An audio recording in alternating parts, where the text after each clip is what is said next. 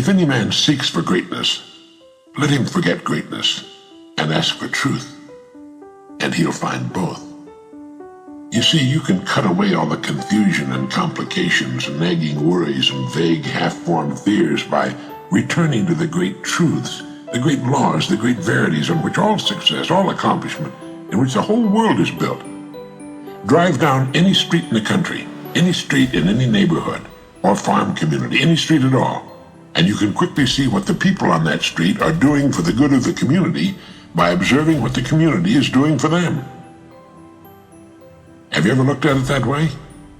We can tell by looking at a place of business what it's doing for the community by observing what the community has done for the place of business. Is it thriving and growing, or is it just holding its own, or soon to go out of business? Whatever the situation, it's a reflection of its service, how well its service, whatever it may be, is being accepted by the people. Is it meeting their needs and wants? It's the same with families and their places of residence. That's why I said you could drive down any street. Some streets are lined with beautiful, expensive homes, while some neighborhoods are obviously suffering from poverty, ramshackle, with weeds growing in the yards, tin cans and rubble strewn everywhere, rusted cars. It's a reflection of what the people living in those homes, beautiful and expensive, or run down and filthy, are doing for them and for the community. That's it. It's always been a matter of interest to me that in neighborhoods with high unemployment, the people there don't seem to have enough time to keep their homes and yards tidy. While those working the hardest, while those doing the most, have the cleanest, most attractive homes with well-manicured lawns and flower gardens.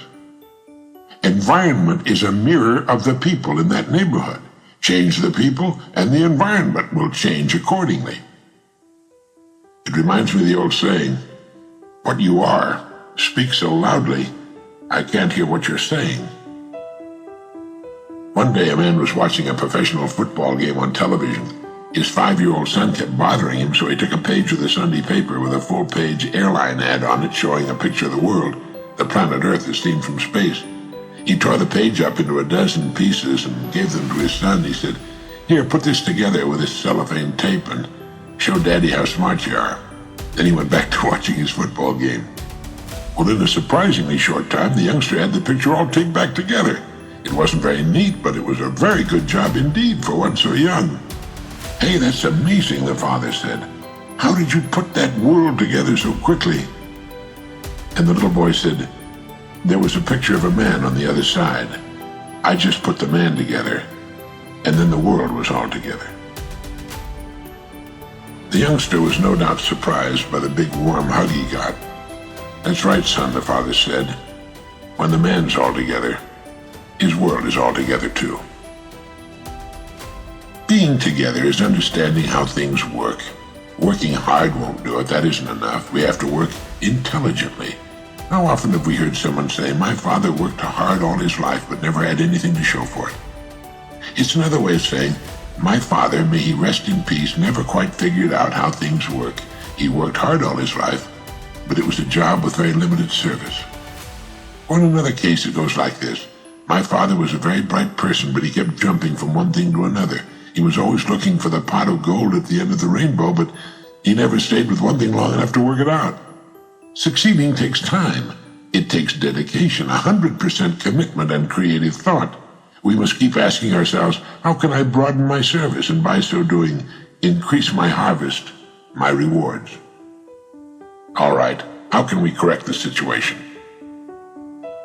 William James gave us the answer. He wrote, "Either some unusual stimulus fills them with emotional excitement, or some unusual idea of necessity induces them to make an extra effort of will." Excitements, ideas, and efforts, in a word, are what carry us over the dam. All right? Let your goal represent the excitement. Your ideas and efforts will weigh down the service end of the scale, and the rewards must and will follow. They'll be yours. They are yours the moment you realize the truth. As ye sow, so shall ye reap all the years of your life. If you're worried about your income or your future, you're concentrating on the wrong end of the scale. Look at the other end. Concern yourself only with increasing your service, with becoming great where you are, and your income and your future will take care of themselves.